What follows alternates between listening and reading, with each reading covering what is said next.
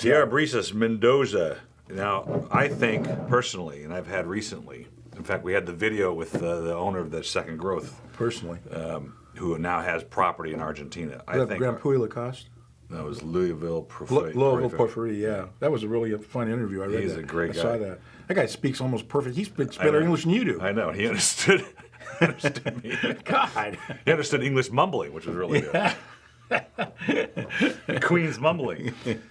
But this is their wines, and you could taste them in the Argentinian wines. He had such Bordeaux character to them, and Argentina is just producing some incredible red wines right now. That's amazing. Including this one. God, I'd forgotten how good that is. Is that from the same guy? No, I'm not. Gee, Willikers. Man, I'd love to put this in a Bordeaux taste. That is world class. God. I mean, it's young still. What is it, 2012? 2012. You can taste the acid, but that's just going to age so gracefully. I'd love to put this in a Bordeaux tasting and see who doesn't pick it, who picks it out as something other than Bordeaux. It's classic Bordeaux. I mean, it's earth, it's leather, it's licorice. It almost tastes like Santa Steph, you know, like a young Côte d'Estournel.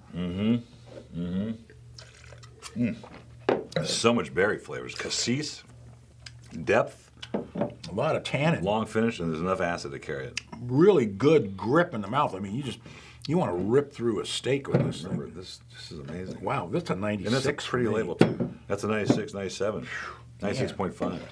That is a monster wine. I'm taking that home. I'm taking it home. Forgot how good it was. I have to have for lunch. Hey, today we're having my friend from Masciana restaurant. We're having some tacos, California style. We're having some sliders, I think. I think we've got some fly in my glass. Fly in his glass. Well, you know, this is Farnese, which they've been around forever. One of the best wineries And in they the make world. a ton of wine.